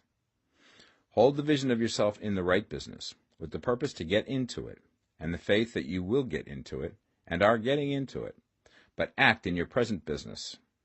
Use your present business as the means of getting a better one, and use your present environment as the means of getting into a better one. Your vision of the right business, if held with faith and purpose, will cause the Supreme to move the right business towards you, and your action, if performed in a certain way, will cause you to move towards the business. If you are an employee or wage earner and feel that you must change places in order to get what you want, do not project your thought into space and rely upon it to get you another job. It will probably fail to do so. Hold the vision of yourself in the job you want, while you act with faith and purpose on the job you have, and you will certainly get the job you want. Your vision and faith will set the creative force in motion to bring it toward you, and your action will cause the forces in your own environment to move you toward the place you want. In closing this chapter, we will add another statement to our syllabus. There is a thinking stuff from which all things are made, and which, in its original state, permeates, penetrates, and fills the interspaces of the universe. A thought in this substance produces the thing that is imaged by the thought. Man can form things in his thought, and, by impressing his thought upon formless substance, can cause the thing he thinks about to be created. In order to do this, man must pass from the competitive to the creative mind.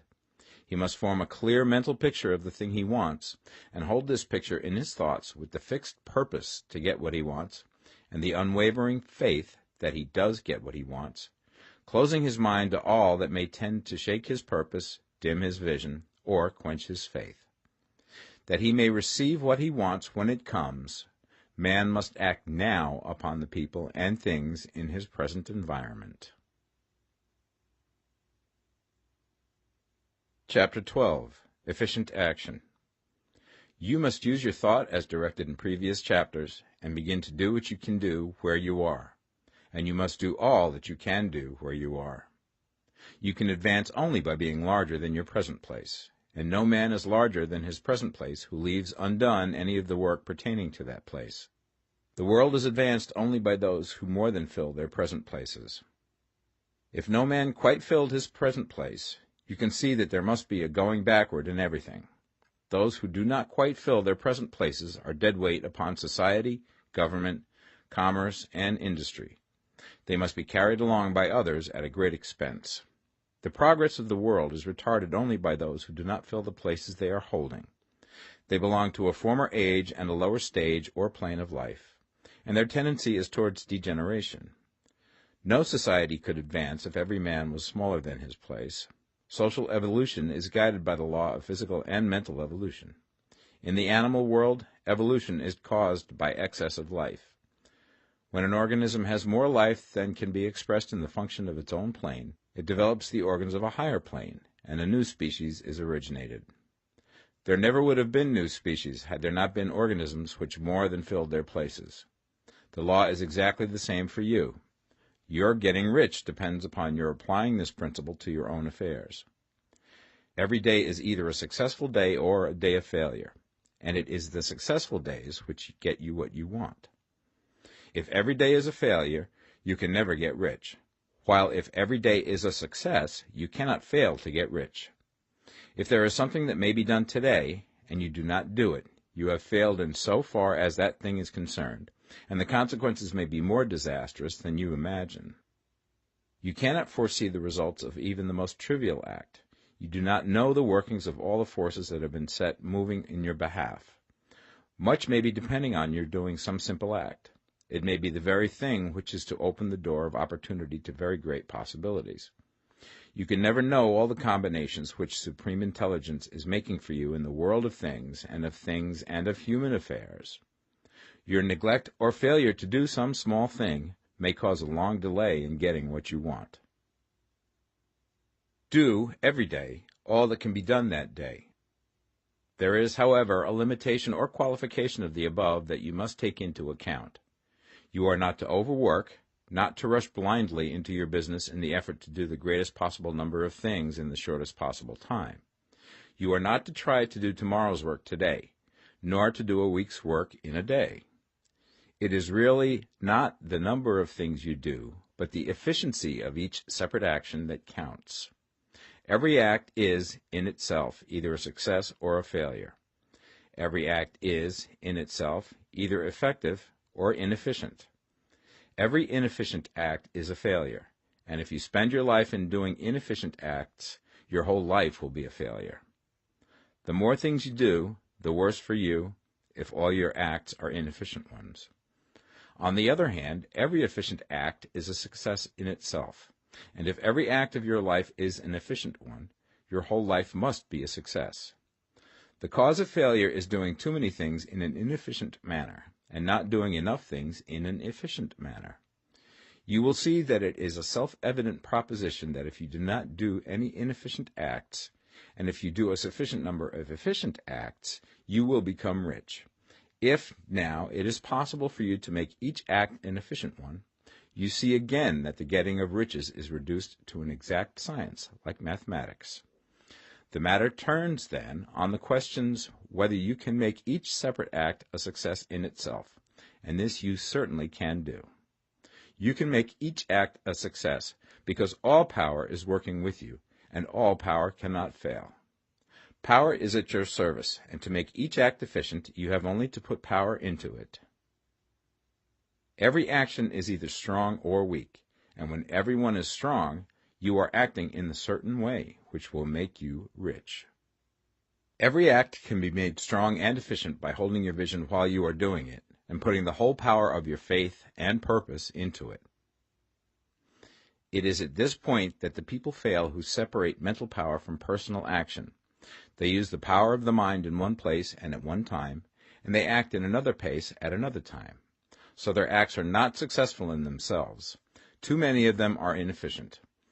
But if all power goes into every act, no matter how commonplace, every act will be a success in itself. And as in the nature of things, every success opens the way to other successes, your progress towards what you want and the progress of what you want toward you will become increasingly rapid. Remember that successful action is cumulative in its results. Since the desire for more life is inherent in all things, when a man begins to move towards larger life, more things attach themselves to him, and the influence of his desire is multiplied. Do, every day, all that you can do that day, and do each act in an efficient manner. In saying that you must hold your vision while you are doing each act, however trivial or commonplace, I do not mean to say that it is necessary at all times to see the vision distinctly to its smallest details. It should be the work of your leisure hours to use your imagination on the details of your vision, and to contemplate them until they are firmly fixed upon memory.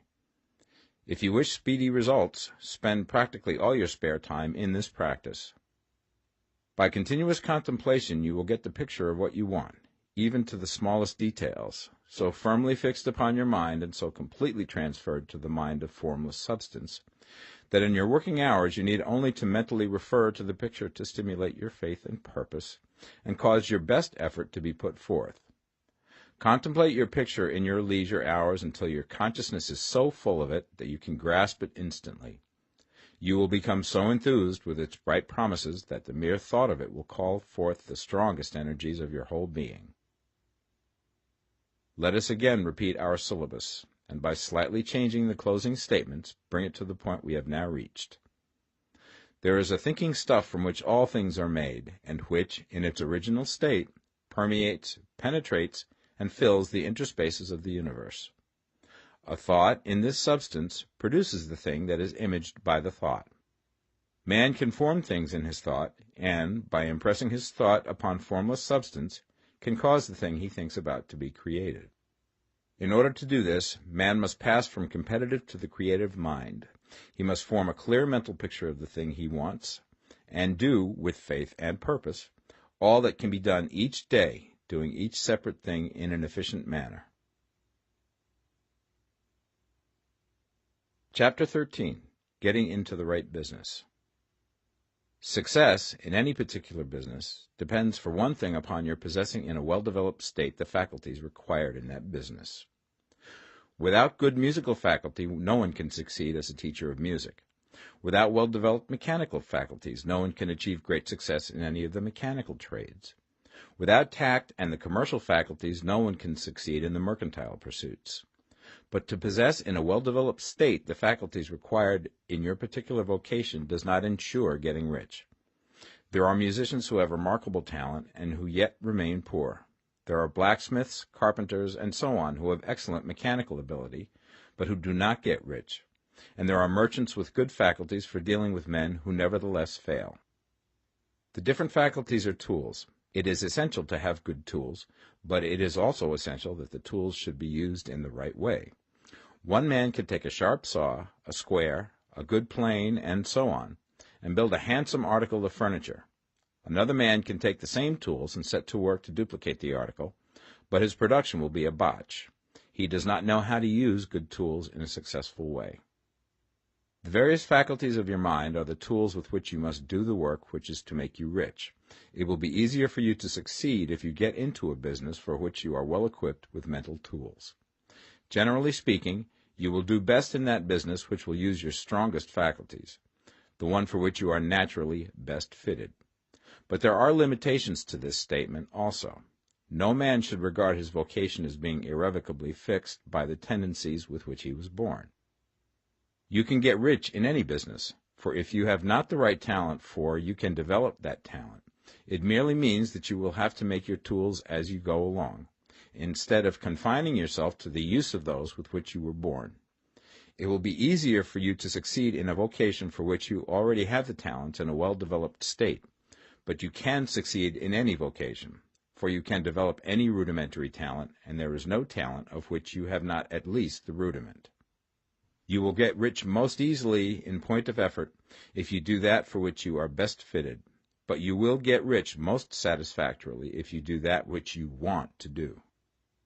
Doing what you want to do is life, and there is no real satisfaction in living if we are compelled to be forever doing something which we do not like to do, and can never do what we want to do. And it is certain that you can do what you want to do. The desire to do it is proof that you have within you the power which can do it. Desire is a manifestation of power. The desire to play music is the power which can play music seeking expression and development. The desire to invent mechanical devices is the mechanical talent seeking expression and development. When there is no power, either developed or undeveloped, to do a thing, there is never any desire to do that thing. And where there is strong desire to do a thing, it is certain proof that the power to do it is strong, and only requires to be developed and applied in the right way. All things else being equal, it is best to select the business for which you have the best developed talent. But if you have a strong desire to engage in any particular line of work, you should select that work as the ultimate end at which you aim. You can do what you want to do, and it is your right and privilege to follow the business or avocation which will be most congenial and pleasant. You are not obliged to do what you do not like to do, and should not do it except as a means to bring you to the doing of the thing you want to do. If there are past mistakes whose consequences have placed you in an undesirable business or environment, you may be obliged for some time to do what you do not like to do. If you feel that you are not in the right vocation, do not act too hastily in trying to get into another one. The best way, generally, to change business or environment is by growth. Do not be afraid to make a sudden and radical change if the opportunity is presented, and you feel after careful consideration that it is the right opportunity. But never take sudden or radical action when you are in doubt as to the wisdom of doing so. There is never any hurry on the creative plane, and there is no lack of opportunity. When you get out of the competitive mind, you will understand that you never need to act hastily. No one else is going to beat you to the thing you want to do. There is enough for all. If one space is taken, another and a better one will be opened for you a little further on. There is plenty of time. When you are in doubt, wait. Fall back on the contemplation of your vision, and increase your faith and purpose. And by all means, in times of doubt and indecision, cultivate gratitude. A day or two spent in contemplating the vision of what you want, and in earnest thanksgiving that you are getting it, will bring your mind into such close relationship with the Supreme that you will make no mistake when you do act. There is a mind which knows all there is to know, and you can come into close unity with this mind by faith and the purpose to advance in life, if you have deep gratitude. Mistakes come from acting hastily, or from acting in fear or doubt, or in forgetfulness of the right motive, which is more life to all and less to none. As you go on in the certain way, opportunities will come to you in increasing number, and you will need to be very steady in your faith and purpose, and to keep in close touch with the all mind by reverent gratitude. Do all that you can do in a perfect manner every day, but do it without haste, worry, or fear. Go as fast as you can, but never hurry. Remember that in the moment you begin to hurry, you cease to be a creator and become a competitor. You drop back upon the old plane again. Whenever you find yourself hurrying, call a halt. Fix your attention on the mental image of the thing you want, and begin to give thanks that you are getting it. The exercise of gratitude will never fail to strengthen your faith and renew your purpose. Chapter 14. The Impression of Increase. Whether you change your vocation or not, your actions for the present must be those pertaining to the business in which you are now engaged. You can get into the business you want by making constructive use of the business you are already established in, by doing your daily work in a certain way. And in so far as your business consists in dealing with other men, whether personally or by letter, the key thought of all your efforts must be to convey to their minds the impression of increase. Increase is what all men and women are seeking. It is the urge of the formless intelligence within them, seeking fuller expression. The desire for increase is inherent in all nature. It is the fundamental impulse of the universe. All human activities are based on the desire for increase. People are seeking more food, more clothes, better shelter, more luxury, more beauty, more knowledge, more pleasure. Increase in something, more life. Every living thing is under this necessity for continuous advancement. Where increase of life ceases, dissolution and death set in at once. Man instinctively knows this, and hence he is forever seeking more. This law of perpetual increase is set forth by Jesus in the parable of the talents. Only those who gain more retain any. From him who hath not shall be taken away even that which he hath. The normal desire for increased wealth is not an evil or a reprehensible thing. It is simply the desire for more abundant life. It is aspiration. And because it is the deepest instinct of their natures, all men and women are attracted to him who can give them more of the means of life. In following the certain way, you are getting continuous increase for yourself, and you are giving it to all with whom you deal. You are a creative center from which increase is given off to all. Be sure of this, and convey assurance of the fact to every man, woman, and child with whom you come in contact.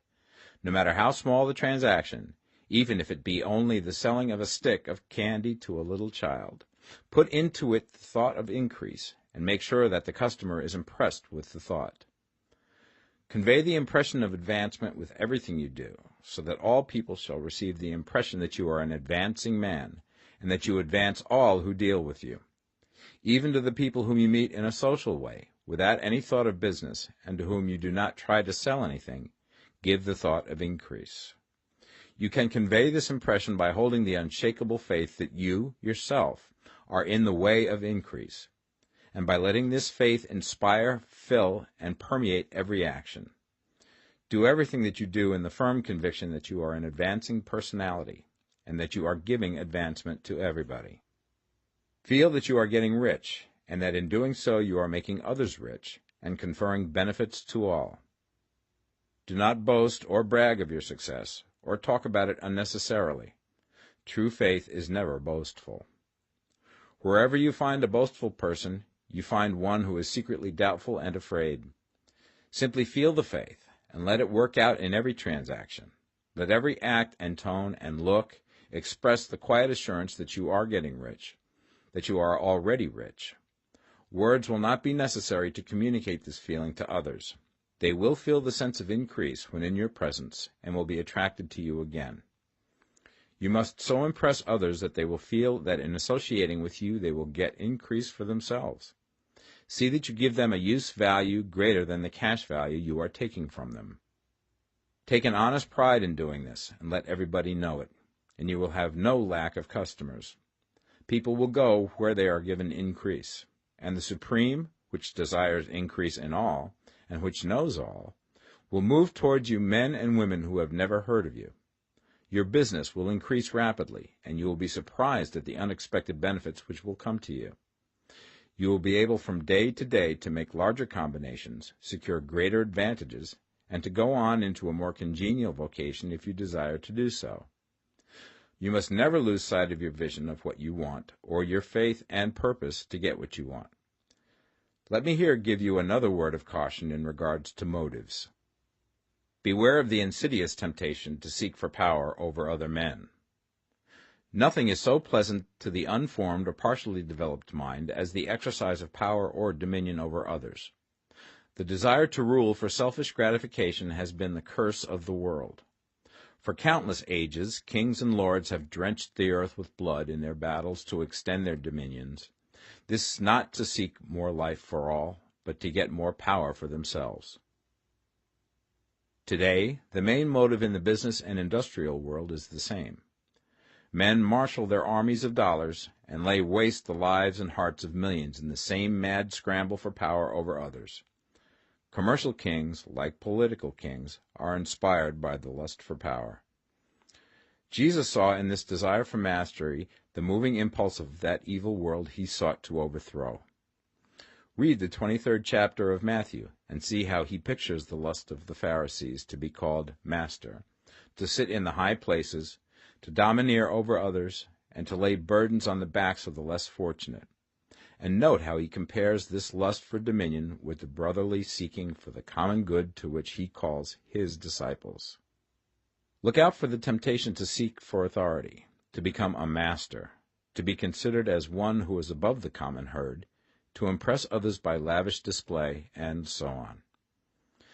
The mind that seeks for mastery over others is the competitive mind, and the competitive mind is not the creative one. In order to master your environment and your destiny, it is not at all necessary that you should rule over your fellow men, and indeed, when you fall into the world's struggle for the high places, you begin to be conquered by fate and environment, and your getting rich becomes a matter of chance and speculation. Beware the competitive mind. No better statement of the principle of creative action can be formulated than the favorite declaration of the late Golden Rule Jones of Toledo. What I want for myself, I want for everybody. Chapter 15. The Advancing Man. What I have said in the last chapter applies as well to the professional man and the wage earner as to the man who is engaged in mercantile business. No matter whether you are a physician, a teacher, or a clergyman, if you can give increase of life to others and make them sensible of the fact, they will be attracted to you and you will get rich. The physician who holds the vision of himself as a great and successful healer, and who works towards the complete realization of that vision with faith and purpose, as described in former chapters, will come into such close touch with the source of life that he will be phenomenally successful. Patients will come to him in throngs. No one has a greater opportunity to carry into effect the teaching of this book than the practitioner of medicine. It does not matter to which of the various schools he may belong, for the principle of healing is common to all of them, and may be reached by all alike. The advancing man in medicine, who holds to a clear mental image of himself as successful, and who obeys the laws of faith, purpose, and gratitude, will cure every curable disease he undertakes, no matter what remedies he may use. In the field of religion, the world cries out for the clergyman who can teach his hearers the true science of abundant life. He who masters the details of the science of getting rich, together with the allied sciences of being well, of being great, and of winning love, and who teaches these details from the pulpit, will never lack for a congregation. This is the gospel that the world needs. It will give increase of life, and men will hear it gladly, and will give liberal support to the man who brings it to them. What is now needed is a demonstration of the science of life from the pulpit. We want preachers who can not only tell us how, but who, in their own persons, will show us how. We need the preacher who will himself be rich, healthy, great, and beloved, to teach us how to attain to these things, and when he comes he will find a numerous and loyal following. The same is true of the teacher who can inspire the children with the faith and purpose of the advancing life. He will never be out of a job, and any teacher who has this faith and purpose can give it to his pupils. He cannot help giving it to them if it is part of his own life and practice. What is true of the teacher, preacher, and physician is true of the lawyer, dentist, real estate man, insurance agent, of everybody. The combined mental and personal action I have described is infallible. It cannot fail. Every man and woman who follows these instructions steadily, perseveringly, and to the letter will get rich. The law of the increase of life is as mathematically certain in its operation as the law of gravitation. Getting rich is an exact science. The wage earner will find this as true of his case as of any others mentioned. Do not feel that you have no chance to get rich because you are working where there is no visible opportunity for advancement, where wages are small and the cost of living high. Form your clear mental vision of what you want and begin to act with faith and purpose. Do the work that you can do every day, and do each piece of work in a perfectly successful manner. Put the power of success and the purpose to get rich into everything that you do. But do not do this merely with the idea of currying favor with your employer in the hopes that he or those above you will see your good work and advance you. It is not likely that they will do so. The man who is merely a good workman, filling his place to the very best of his ability, and satisfied with that, is valuable to his employer, and it is not to the employer's interest to promote him. He is worth more where he is. To secure advancement, something more is necessary than to be too large for your place. The man who is certain to advance is the one who is too big for his place, and who has a clear concept of what he wants to be, who knows that he can become what he wants to be, and who is determined to be what he wants to be. Do not try to more than fill your present place with a view to pleasing your employer. Do it with the idea of advancing yourself. Hold the faith and purpose of increase during work hours, after work hours, and before work hours. Hold it in such a way that every person who comes in contact with you, whether foreman, fellow workman, or social acquaintance, will feel the power of purpose radiating from you, so that everyone will get the sense of advancement and increase from you. Men will be attracted to you, and if there is no possibility for advancement in your present job, you will very soon see an opportunity to take another job. There is a power which never fails to present opportunity to the advancing man who is moving in obedience to law. God cannot help helping you if you act in a certain way. He must do so in order to help himself. There is nothing in your circumstances or in the industrial situation that can keep you down. If you cannot get rich working for the Steel Trust, you can get rich on a 10-acre farm. And if you begin to move in the certain way, you will certainly escape from the clutches of the Steel Trust and get on to the farm or wherever else you wish to be. If a few thousands of its employees would enter upon the certain way, the Steel Trust would soon be in a bad plight. It would have to give its working men more opportunity or go out of business. Nobody has to work for a trust. The trusts can keep men in so-called hopeless conditions only so long as there are men who are too ignorant to know of the science of getting rich, or too intellectually slothful to practice it. Begin this way of thinking and acting, and your faith and purpose will make you quick to see any opportunity to better your condition. Such opportunities will speedily come, for the Supreme, working in all and working for you, will bring them before you. Do not wait for an opportunity to be all that you want to be. When an opportunity to be more than you are now is presented, and you feel impelled toward it, take it. It will be the first step towards a greater opportunity. There is no such thing possible in this universe as a lack of opportunities for the man who is living the advancing life. It is inherent in the constitution of the cosmos that all things shall be for him and work together for his good, and he must certainly get rich if he acts and thinks in a certain way. So let wage-earning men and women study this book with great care, and enter with confidence upon the course of action it prescribes. It will not fail. Chapter 16. Some Cautions and Concluding Observations. Many people will scoff at the idea that there is an exact science of getting rich. Holding the impression that the supply of wealth is limited, they will insist that social and governmental institutions must be changed before even any considerable number of people can acquire a competence. But this is not true. It is true that existing governments keep the masses in poverty, but this is because the masses do not think and act in the certain way. If the masses begin to move forward as suggested in this book, neither governments nor industrial systems can check them. All systems must be modified to accommodate the forward movement. If the people have the advancing mind, have the faith that they can become rich, and move forward with the fixed purpose to become rich, nothing can possibly keep them in poverty. Individuals may enter upon the certain way at any time and under any government, and may make themselves rich. And when any considerable number of individuals do so under any government, they will cause the system to be so modified as to open the way for others. The more men who get rich on the competitive plane, the worse for others. The more who get rich on the creative plane, the better for others. The economic salvation of the masses can only be accomplished by getting a large number of people to practice the scientific method set down in this book and become rich. These will show others the way and inspire them with a desire for real life, with the faith it can be attained, and with the purpose to attain it. For the present, however, it is enough to know that neither the government under which you live nor the capitalistic or competitive system of industry can keep you from getting rich. When you enter upon the creative plane of thought, you will rise above all these things and become a citizen of another kingdom.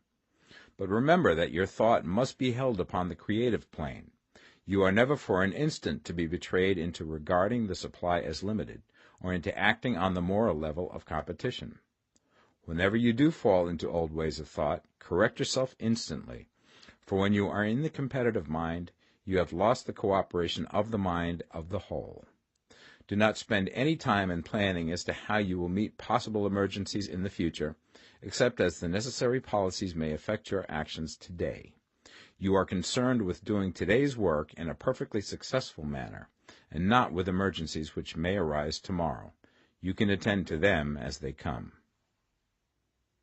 Do not concern yourself with questions as to how you shall surmount obstacles which may loom upon your business horizon, unless you can see plainly that your course must be altered today in order to avoid them.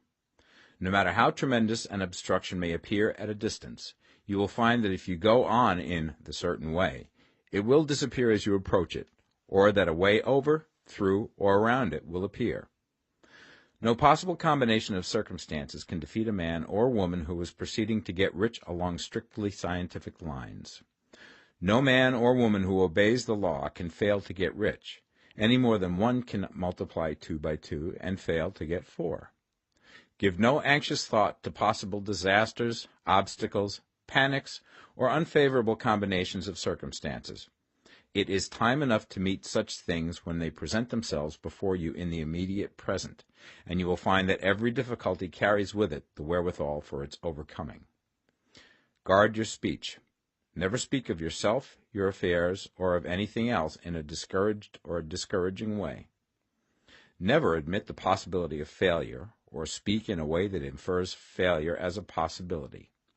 Never speak of times as being hard, or of business conditions as being doubtful.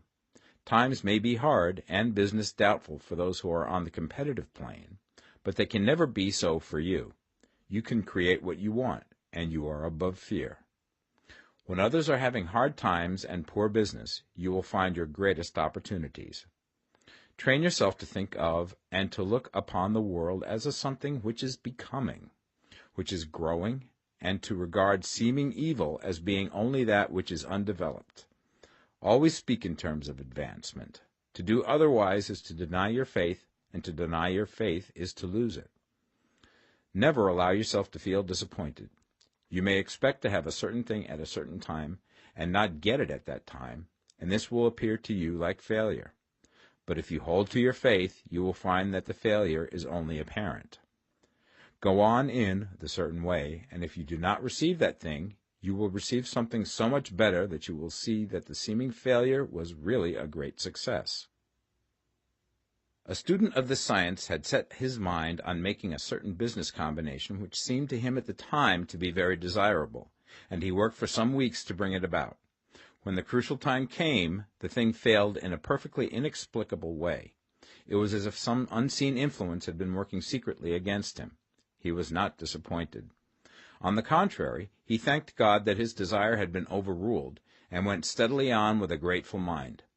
In a few weeks an opportunity so much better came his way that he would not have made the first deal on any account, and he saw that a mind which knew more than he knew had prevented him from losing the greater good by entangling himself with the lesser.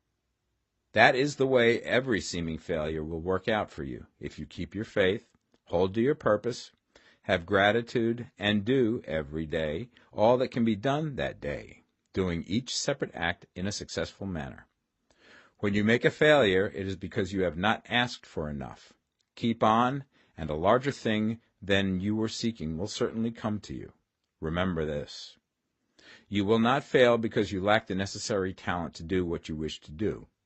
If you go on as I have directed, you will develop all the talent that is necessary to the doing of your work. It is not within the scope of this book to deal with the science of cultivating talent, but it is as certain and simple as the process of getting rich. However, do not hesitate or waver for fear that when you come to any certain place you will fail for lack of ability. Keep right on, and when you come to that place, the ability will be furnished to you. The same source of ability which enabled the untaught Lincoln to do the greatest work in government ever accomplished by a single man is open to you. You may draw upon all the mind there is for wisdom to use in meeting the responsibilities which are laid upon you. Go on in full faith. Study this book. Make it your constant companion until you have mastered all the ideas contained in it. While you are getting firmly established in this faith, you will do well to give up most recreations and pleasure, and to stay away from places where ideas conflicting with these are advanced in lectures or sermons. Do not read pessimistic or conflicting literature, or get into arguments upon the matter. Do very little reading, outside of the writers mentioned in the preface. Spend most of your leisure time in contemplating your vision, and in cultivating gratitude, and in reading this book. It contains all you need to know of the science of getting rich, and you will find all the essentials summed up in the following chapter. Chapter 17. Summary of the Science of Getting Rich. There is a thinking stuff from which all things are made, and which, in its original state, permeates, penetrates, and fills the interspaces of the universe. A thought in this substance produces the thing that is imaged by the thought. Man can form things in his thought, and by impressing his thought upon formless substance can cause the thing he thinks about to be created. In order to do this, man must pass from the competitive to the creative mind, otherwise he cannot be in harmony with the formless intelligence, which is always creative and never competitive in spirit. Man may come into full harmony with the formless substance by entertaining a lively and sincere gratitude for the blessings it bestows upon him. Gratitude unifies the mind of man with the intelligence of substance, so that man's thoughts are received by the formless. Man can remain upon the creative plane only by uniting himself with the formless intelligence through a deep and continuing feeling of gratitude. Man must form a clear and definite mental image of the things he wishes to have, to do, or to become, and he must hold this mental image in his thoughts, while being deeply grateful to the Supreme that all his desires are granted to him. The man who wishes to get rich must spend his leisure hours in contemplating his vision, and in earnest thanksgiving that the reality is being given to him. Too much stress cannot be laid on the importance of frequent contemplation of the mental image, coupled with unwavering faith and devout gratitude. This is the process by which the impression is given to the formless and the creative forces set in motion. The creative energy works through the established channels of natural growth and of the industry and social order. All that is included in his mental image will surely be brought to the man who follows the instructions given above, and whose faith does not waver. What he wants will come to him through the ways of established trade and commerce. In order to receive his own when it shall come to him, man must be active, and this activity can only consist in more than filling his present place. He must keep in mind the purpose to get rich through the realization of his mental image. And he must do, every day, all that can be done that day, taking care to do each act in a successful manner. He must give to every man a use value in excess of the cash value he receives, so that each transaction makes for more life, and he must so hold the advancing thought that the impression of increase will be communicated to all with whom he comes in contact. The men and women who practice the foregoing instructions will certainly get rich, and the riches they receive will be in exact proportion to the definiteness of their vision, the fixity of their purpose, the steadiness of their faith, and the depth of their gratitude.